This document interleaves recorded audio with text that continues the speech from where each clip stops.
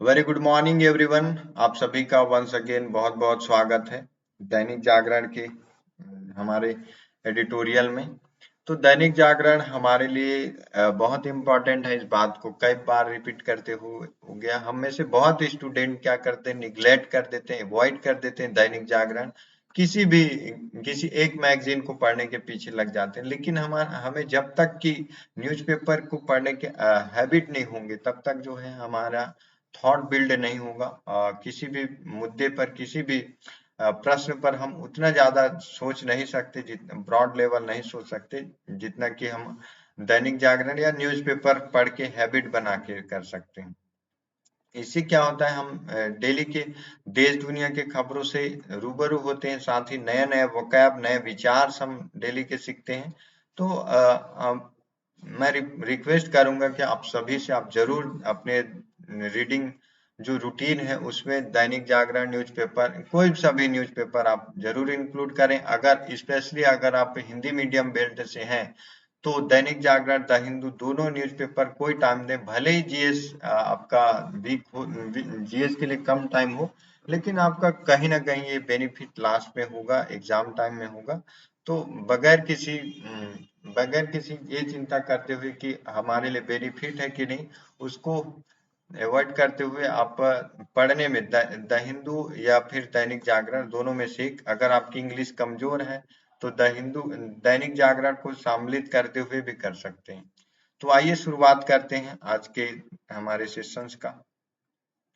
तो इनमें हम उन्हीं खबरों को कवर करते हैं जो हमारे लिए इम्पोर्टेंट होता है।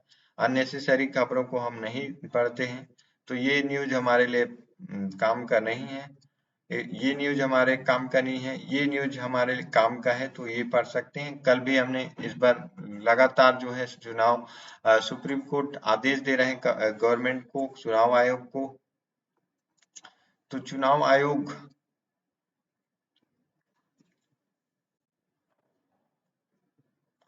सुप्रीम कोर्ट ने चुनाव आयोग को निर्देश दिया है कि वह राजनीतिक दलों को चुनावी बॉन्ड के जरिए मिले चंदे का 30 सितंबर तक का ब्यौरा सीलबंद लिफाफे में पेश करे। चुनावी बॉन्ड योजना की वैधानिकता पर शुक्रवार को सुप्रीम कोर्ट ने सभी पक्षों की बहस पूरी होने के बाद फैसला सुरक्षित रख लिया है। सुनवाई के दौरान कोर्ट ने दानदाता के नाम, गोपनीयता और योजना के अपारदर्शी होने को लेकर सरकार से कई सवाल किए। केंद्र सरकार से केंद्र सरकार ने सुप्रीम कोर्ट में चुनावी बॉन्ड को सही ठहराते हुए कहा कि योजना में गोपनीयता इसलिए रखी गई है ताकि नाम उजागर होने से दानदाता को प्रतिफल न झेलने पड़े। तो केंद्र ने अपना पक्ष रखा कि जो दान दे रहे हैं वो उनको कोई किसी भी प्रकार का प्रतिफल न झेलना पड़े। सरकार ने स्पष्ट किया है कि गोपनीयता चुनिंदा नहीं है, बल्कि प्रणाली को पूरी तरह गोपनीय बनाया गया है। इनमें केंद्र सरकार को भी दानदाता की जानकारी नहीं होती है। केंद्र सरकार ने कहा कि हमें भी इस बारे में जानकारी नहीं होती कि किसने कितना दान दिया। केंद्र सरकार ने इस संबंध में एसबीआई के चेयरमैन के पत्र का भी उल्लेख किया, जिसमें योजना को पूरी तरह गोपनीय रखने और किसी से भी कानून में दी व्यवस्था के अलावा जानकारी साझा नहीं किए जाने की बात कही थी। अगर कोई गोपनीयता का उल्लंघन करता है तो वह विश्वास भंग करने के अपराध का भागी होगा। केंद्र की ओर से यह बात सॉलिसिटर जनरल तुषार मेहता ने कही। सॉलिसिटर जनरल ने से कहा कि उनका झुकाव है कि अगर कोर्ट चाहता है, संतुष्ट होता है, तो वह स्टेट बैंक ऑफ इंडिया की जगह रिजर्व बैंक ऑफ इंडिया को चुनावी बॉन्ड जारी करने वाला बैंक बना सकते हैं। प्रधान न्यायाधीश डीवाई चंद्रचूड़, संजीव खन्ना, बी.आर. गवई और जे.बी. पार्डीवाला और मनोज मिश्रा की 5 सदस्यीय संविधान पीठ ने 3 दिन सुनवाई की।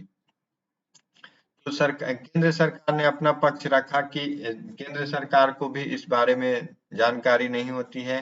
स्टेट बैंक पूरी तरह गोपनीयता बरतता है और साथ ही साथ जो डोनर्स हैं, जो दानदाता हैं, उसकी प्राइवेसी के लिए हमें किसी इसको उजागर नहीं कर सकते।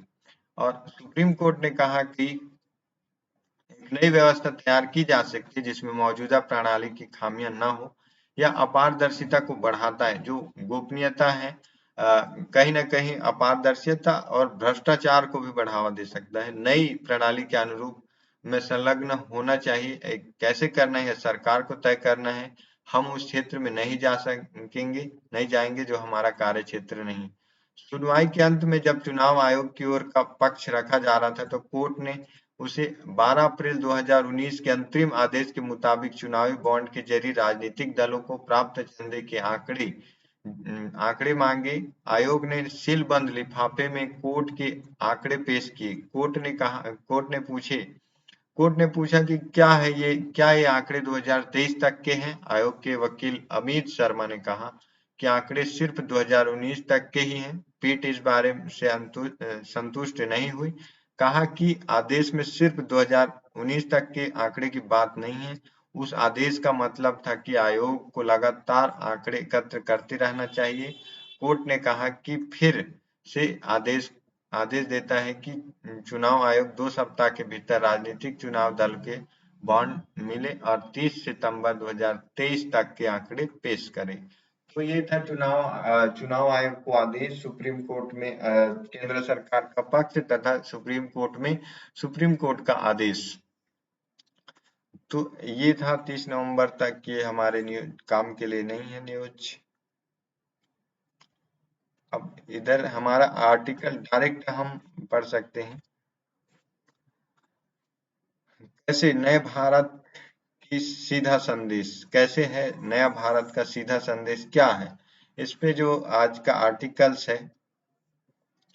कनाडा सरकार के अनर्गल आरोपों और वहां पनप रही भारत विरोधी ताकतों के प्रति जस्टिन ट्रूडो के ढूलमूल रवैये पर भारत सरकार की कठोर प्रतिक्रिया बहुत कुछ कहती है। असल में नया भारत है, यह नया भारत है जो अपने समक्ष चुनौतियों का जवाब देने में कोई संकोच नहीं करता। स्वतंत्रता के बाद कई दशकों तक भारत पश्चिमी देशों से लेकर चीन और पाकिस्तान द्वारा निशाना बनाया जाता रहा है, क्योंकि हमारे नेताओं का रवैया शिथिल था। यहाँ तक कि जब आक्रामक रुख की आवश्यकता होती तब भी भारत नरमी दिखाता रहा, यदि दुनिया के नरम रवैये की अभ्यस्त हो गई थी। यही देख कनाडा ने सोचा कि यह भारत को जवाब में लेकर स्थिति का लाभ उठा लेगा, लेकिन ऐसा नहीं हुआ, क्योंकि राष्ट्र पहल पर नरेंद्र मोदी के उभार के बाद से नए स्थितियां बदल गई हैं। भारत के पड़ोसी में भी पाकिस्तान और चीन भी इससे अवगत है कि नए भारत के साथ जूझना है। यहाँ तक कि अमेरिका, ब्रिटेन और यूरोपीय संघ भी बदलते हुए भारत के भाव को महसूस कर चुके हैं और उसी अनुरूप उसके साथ संबंधों की दिशा नए सिरे से निर्धारित करने में लगे हुए हैं। कनाडा के प्रधानमंत्री जस्टिन ट्रूडो ने भारत को हल्के में लेते हुए उस पर अनर्गल आरोप मढ़ गए। अनर्गल आरोप कहने का मतलब है कि वहां पे एक निज्जर की हत्या हुई थी। उसका आरोप जो है भारत को ठहराया था कि उसके आरोप में, जबकि भारत ने लंबे समय तक कनाडा को आगाह करता रहा है कि वह अपने यहाँ पनप रहे, खालिस्तानी तत्वों को साथ सख्ती से निपटे, पर ऐसा नहीं हुआ। वहां भारतीय नेताओं एवं राजनयिकों की हत्या का वाहन होने लगा। पूर्व प्रधानमंत्री इंदिरा गांधी की हत्या का महिमामंडन होने लगा। कनाडा के अलगाववादियों के बुलंद हौसले का अनुमान इससे लगाया जा सकता है कि ओटावा में भारतीय उच्चायोग और टोरंटो में काउंसल जनरल की हत्या के आह्वान से जुड़े पोस्टर तक लगाए गए। हैरानी की बात यह रही कि ट्रूडो और उनकी सरकार ने इसे अपने नागरिकों की अभिव्यक्ति की स्वतंत्रता बताते हुए कोई हस्तक्षेप करना आवश्यक नहीं समझा। दोनों देशों के बीच टकराव हरदीप सिंह निज्जर नाम के अलगाववादी की हत्या के बाद शुरू हुआ। कनाडा के ब्रिटिश कोलंबिया में 18 जून को नकाबपोश लोगों ने निज्जर की गोली मारकर हत्या कर दी। निज्जर की हत्या के बाद कनाडा ने एक भारतीय राजनयिक को निष्कासित कर दिया, उन पर अपराध में मिलीभगत का आरोप लगाया। भारत ने भी जवाब में कनाडा के राजनयिक को निष्कासित कर दिया। उसके बाद दोनों देशों के रिश्ते रसातल में जाते दिख रहे और सही कसर कनाडाई संसद में ट्रूडो के इस बयान ने पूरी कर दी कि कनाडा की धरती पर उनके पर नागरिक की हत्या में भारत सरकार की संलिप्तता के कुछ पुख्ता आरोप मिले हैं। भारत ने उनके आरोप को बेतुका और राजनीति से प्रेरित बताकर खारिज कर दिया। भारत ने कनाडा पर यह आरोप भी लगाया कि यहाँ भारत विरोधी अलगाववादी गतिविधियों पर कोई विराम नहीं लगा पा रहा। पहले तो भारत ने कनाडा के नागरिकों के लिए वीजा जारी करने पर आरोप लगा दी और फिर भारत से 41 राजनयिकों को हटाने का निर्देश दिया। राजनयिकों को हटाने के मामले में भारत ने कूटनीतिक मामलों में समता के सिद्धांत का हवाला दिया। तो ये भारत के पक्ष थे। भारत जो है कनाडा के द्वारा लगाए गए आरोपों को खारिज करते हुए अपना नया स्टैंड लिया और अपना जो स्वतंत्र निर्णय लेते हुए भारत ने अपना स्टैंड लिया। जैसे भारत के कड़े रुख को देखते हुए कनाडा को कदम पीछे खींचने पर विवश होना पड़ा। खुद ट्रूडो ने कहा कि वह मामलों को और लंबी नहीं खींचना चाहते। प्रधानमंत्री मोदी का दृढ़ता से भरा रुख कम से कम अभी तो फायदेमंद दिख रहा है। अंततः इसका चाहे जो परिणाम आए, लेकिन यह तय है कि पूरे विश्व को यह संदेश अवश्य गया है कि अब भारत को निशाना नहीं बनाया जा सकता। इससे क्या है कि चाइना, पाकिस्तान और जितने भी कंट्रीज हैं जो भारत को कम आंक रहे थे, वो ये अब भारत को शक्तिशाली इवन की भारत की साझेदारी के लिए अब जो है I2U2 जैसे संस्था और भारत जो है अमेरिका भारत के समीप आना, भारत की दोस्ताना रिलेशन चाहता है और साथ ही ब्रिटेन और जापान, इधर ऑस्ट्रेलिया सभी जो है भारत के साथ एक धड़े में शामिल होना चाहते हैं। तो नए भारत का नया बदलता चेहरा है। अस्थिरता से घिरता पश्चिम एशिया कैसे अस्थिरता से घिरता है? पश्चिम एशिया के बारे में लगातार अभी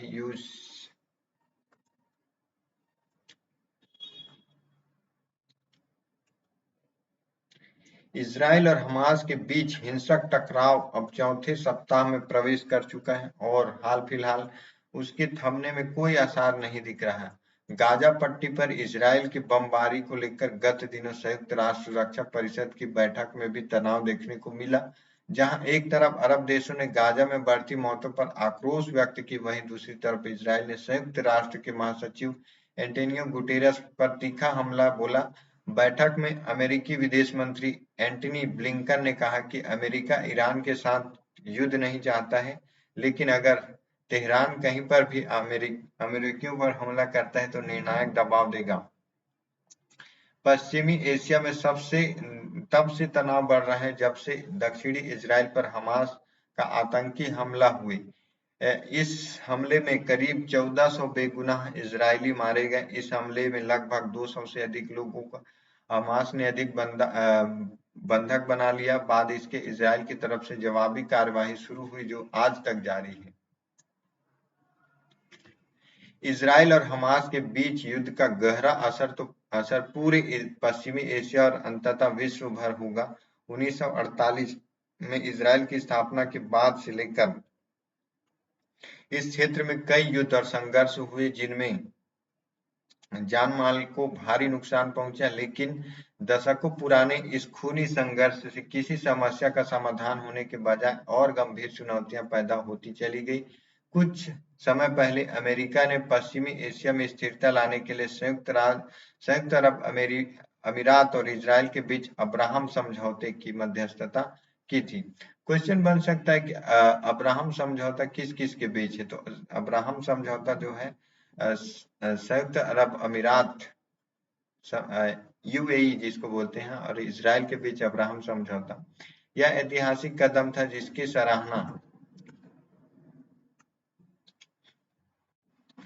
सराहना कई देशों ने की। बाद में कुछ देश जैसे बहरीन, मोरक्को और सूडान भी अब्राहम समझौते के हस्ताक्षर कर बने।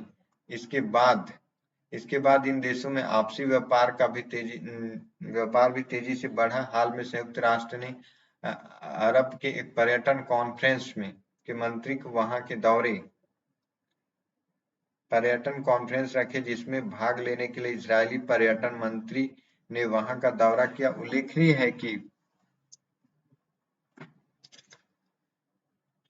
उल्लेखनीय है इसलिए है क्योंकि इजराइल सरकार के किसी सदस्य का पहली सऊदी अरब दौरा था।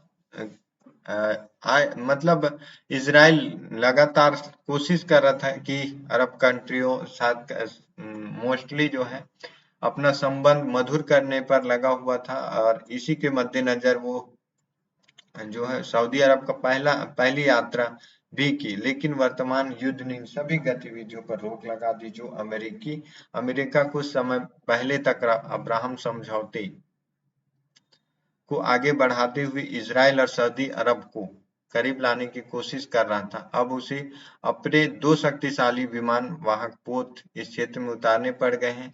लोग सवाल पूछ रहे हैं कि अमेरिका पश्चिम एशिया में तनाव कम करने और क्षेत्र में शांति बहाल करने का मार्ग प्रशस्त करने के लिए जो कदम उठा रहा है, क्या वे कारगर साबित होंगे? अतीत को देखें तो अमेरिका और यूरोपीय संघ द्वारा इराक, सीरिया और अफगानिस्तान में अपनाई गई रणनीति दुनिया को शांति पर ले जाने में कम बल्कि उसे अस्थिरता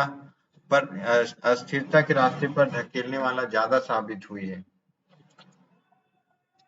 वर्तमान परिस्थितियों में विख्यात साहित्यकार रुयार्ड किपलिंग की कविता व्हाइट मैन्स बैडन याद आ रही है, जिसके अनुसार समस्त विश्व का उत्थान और उसे सभ्य बनाने वाला श्वेत व्यक्ति का कर्तव्य है। लेकिन दुनिया के हालात देखकर लगता है कि रुयार्ड किपलिंग की इस व्हाइट मैन का प्रभाव तेजी से कम होता जा रहा है, चाहे वह रूस यूक्रेन युद्ध हो या फिर इराक और अफगानिस्तान के विरुद्ध अमेरिका का चला लंबा युद्ध या फिर ईरान पर लगाई गई आर्थिक पाबंदियां। किसी भी स्तर पर सकारात्मक परिणाम नजर नहीं आए हैं। दूसरी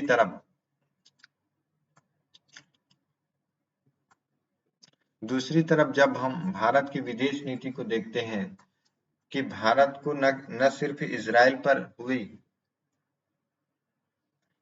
पर हुए आतंकवादी हमले की निंदा की, बल्कि फलस्तीन राज्य की स्थापना के लिए इजराइल और फलस्तीन के बीच सीधा बातचीत शुरू करने की मांग भी की। यह न सिर्फ एक सकारात्मक कदम है बल्कि भारत विदेश नीति की अपेक्षित दिशा में अग्रसर होने का प्रमाण भी है।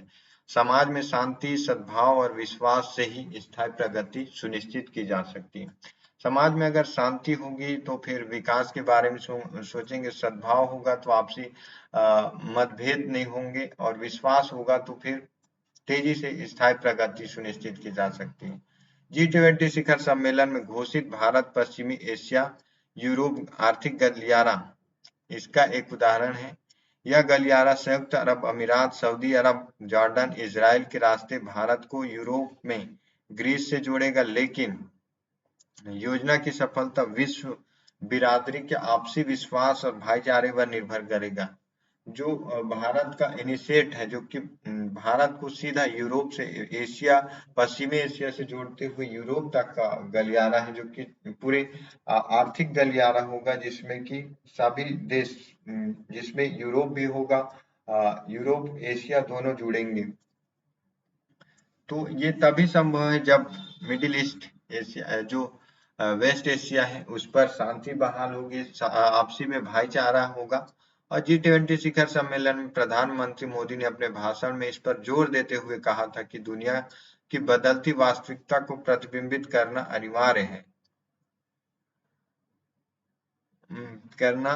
अनिवार्य है क्योंकि यह प्रकृति का नियम है। जो लोग समय के साथ नहीं बदलते वे अपनी प्रासंगिकता खो देते हैं।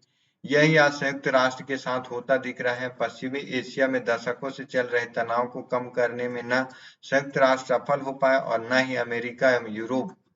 जब कहीं गतिरोध की स्थिति पैदा हो जाती है तब कई बार ऐसे व्यक्ति की तलाश होती है जो उससे बाहर निकालने का रास्ता सुझा सके और मार्गदर्शन कर सके। आज भारत उन देशों में से एक है जिसके न सिर्फ इजराइल समेत पश्चिमी देशों बल्कि अरब देशों में के लगभग हर देश के साथ अच्छे संबंध हैं। आज विश्व स्तर पर एक निर्वात की स्थिति उत्पन्न हो गई है। ऐसे में भारत पश्चिमी एशिया में शांति वार्ता का मार्ग प्रशस्त कर सकता है। इससे भारत न सिर्फ एक मजबूत शांति मध्यस्थ के रूप में स्थापित हो सकेगा बल्कि संयुक्त राष्ट्र सुरक्षा परिषद कि मजबूत दावेदार के रूप में भी उभर कर विश्व के सामने आ सकेगा। तो भारत का हमेशा से स्टैंड रहा है कि भारत जो है युद्ध के बजाय संवाद को प्रमोट करता है और संवाद के माध्यम से शांति इस्टेब्लिश करने की बात करता है, जो कि अन्य देश, अन्य कोई भी देश ऐसा नहीं है जो इस तरह के जो इनिशिएट करता हो। तो ये नए भारत का नया तस्वीर है और वेस्ट एशिया के अनिश्चितता को, वेस्ट एशिया की अनस्टेबिलिटी को रोकने के लिए भी काफी कारगर सुधार हो सकता है।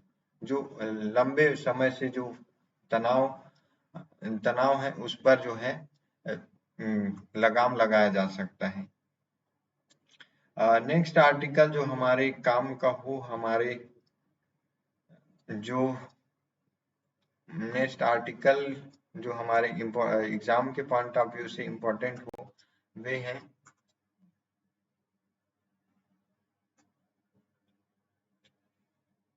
जो छोटे कारीगर और छोटे उद्यमों को मजबूती।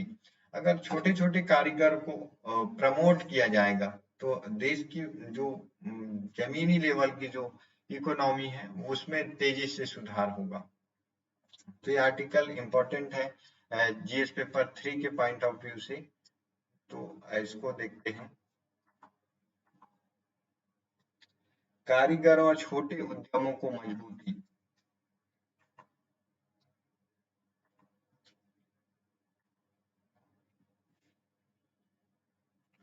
शिल्प कला और विविधतापूर्ण प्रकृति और अनौपचारिक अस्तित्व के कारण भारत के कारीगरों की सटीक संख्या निर्धारित करना आसान नहीं कार्य नहीं है। फिर भी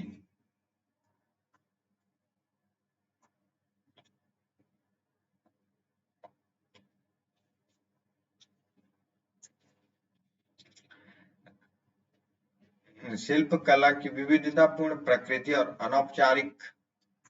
अनौपचारिक अस्तित्व के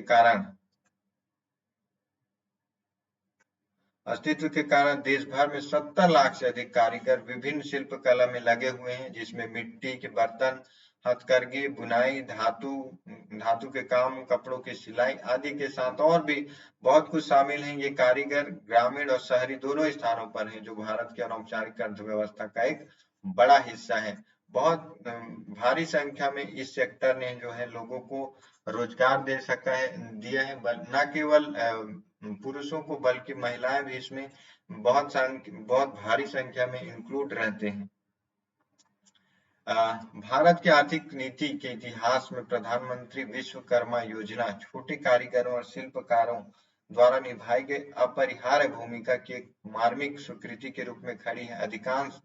अधिकांशतः पर्दे के पीछे मेहनत करते हुए ये कारीगर सम्मानित परंपराओं के संरक्षक के रूप में काम करते हैं। इनमें से प्रत्येक कारीगर नई कहानियां गढ़ते हैं, अपने धातु के काम में इतिहास को उरेखते हैं और अपनी मिट्टी के बर्तनों में जान डालते हैं। उनकी कृतियां महज वस्तुएं नहीं, वे भारत की सांस्कृतिक विविधता का प्रतीक भी रहती हैं। इन कारीगरों को सशक्त बनाने की सरकार की प्रतिबद्धता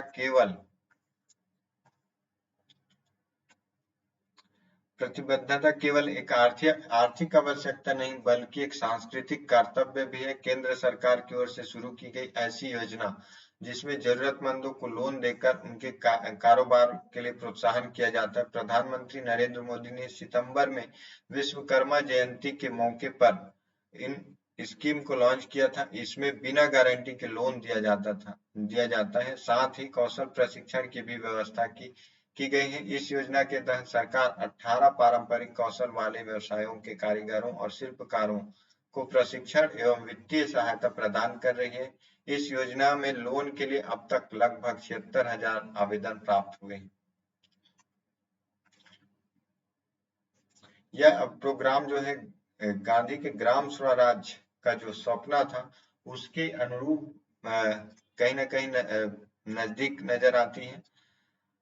आर्थिक महत्व को कम करके नहीं आंका जा सकता। यह छोटे कारीगरों और शिल्पकारों द्वारा बनाई गई अपरिहार्य भूमिका को मान्यता देती है।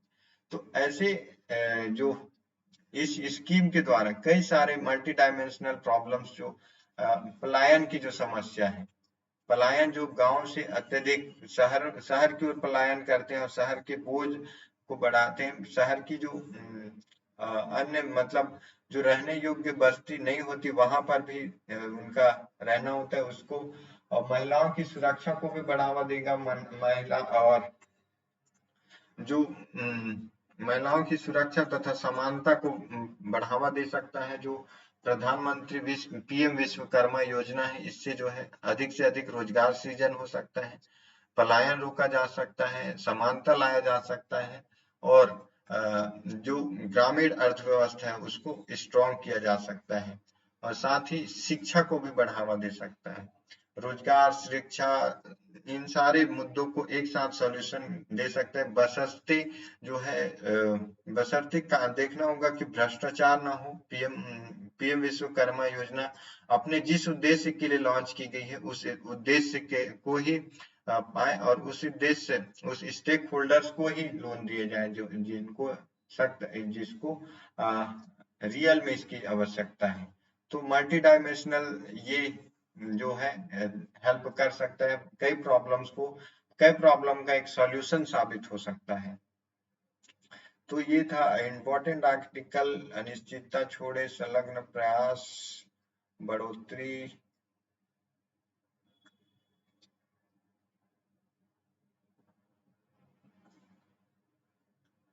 तो आज का न्यूज इतना ही। मिलते हैं नेक्स्ट, जो कल है भारत ने श्रीलंका को जो है लगभग बड़े रनों से हराया, और लगभग जो है 7। अब भारत जो है भारत जो है 50 रन कोलंबो श्रीलंका को 50 रन बनाकर लगभग 300 रनों से जीत हासिल की, और भारत ने श्रीलंका को 5 विकेट से हराया। 5 विकेट अकेले एक सामी ने लिया। तो ये क्रिकेट एक खेल के मद्देनजर से इम्पोर्टेंट अभी नहीं है। तो आज के लिए इतना ही इम्पोर्टेंट न्यूज। मिलते हैं कल के न्यूज में, और आई होप कि आपको आज का आर्टिकल अच्छा लगा होगा, आज का सेशन अच्छा लगा होगा। अच्छा लगा होगा तो लाइक करिएगा, सपोर्ट करिएगा, और मिलते हैं कल के सेशन में।